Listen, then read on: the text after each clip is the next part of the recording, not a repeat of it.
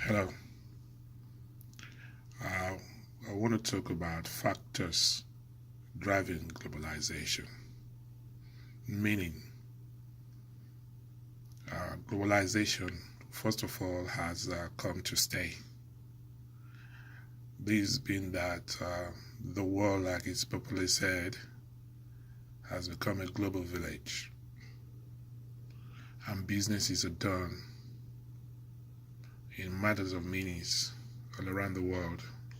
Even from your home country, you can do business outside, say in the UK, you can do business in Japan, in America, in Africa, as in South Africa, Nigeria, Ghana, in Australia, New Zealand. This is the benefit of globalization. And one of the things driving globalization is the increase of sales, meaning that demands of items that was once limited because of distance has now become affordable to many people around the world. So businesses are increasingly selling their wares or applying their businesses because barriers have come down. And this also has made businesses to increase their sales and in the process also increase their profit. And those businesses that have shareholders as part of their stakeholders also have their values also increased. So these are few of the factors that is driving globalization. Second thing again is that obstacles are no longer there. Very few obstacles are there today as they were about 30, 50 or so years ago. These obstacles have now more or less disappearing by the day, if not by the year. So with this, businesses can expand as far as they can,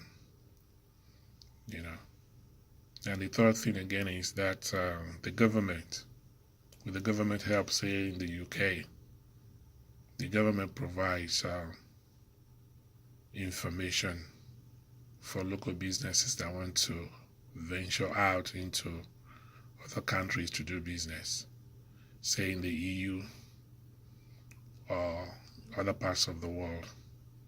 The UK has a very strong leverage in the sense that they can tap into their former colonies, like Commonwealth, as it's popularly called, to do business.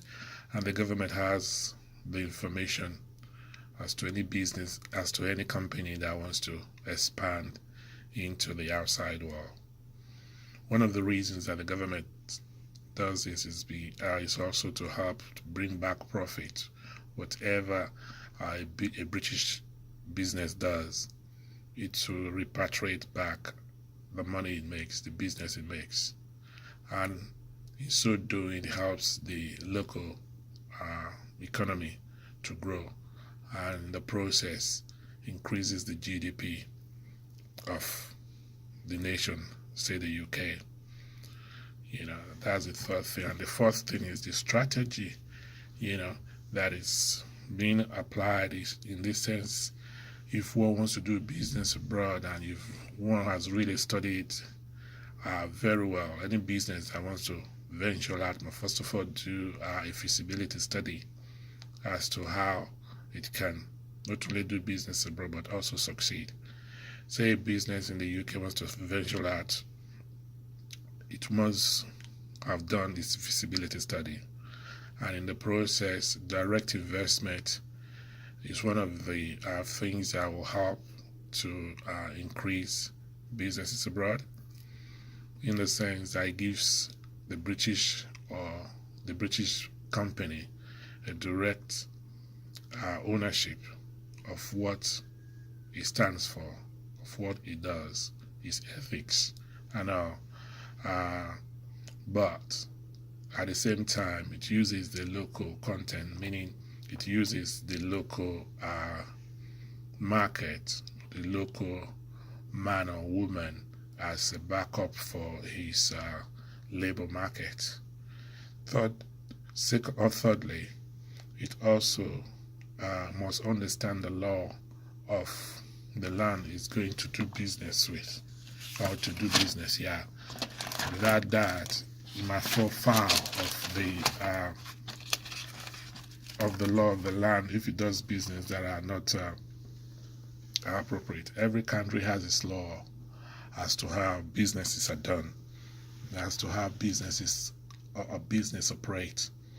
In the UK, it's different how you do business in the UK. It's different how you do business, say, in America or in Canada or in Ghana or Nigeria or South Africa, whichever country you want to go into. So one must also learn the law of the land as to how business is done. And the other thing again one must think of going to do business abroad is excuse me, the expansion of business. If one wants to do business, you don't go there as to just go in and come out. You want longevity of how you want to do your business. So for the business to stay long abroad or to do business longer, one must have the idea of expansion. And this expansion to me is the equivalent of growth, and this can be in the form of political stability in the country that you're going to do business with. If the government of that land is stable, it gives you, or it gives the business the room, freedom to expand, freedom to want to do more, freedom to want to stay longer. So political stability is one of the things that helps business to expand. And secondly is the population, the local population. The local population is something that one looks at when you want to do business. The local demography, the more your business is known locally, the more you wanted, the more you needed by the local, because you're there not just for a short while but for a long haul.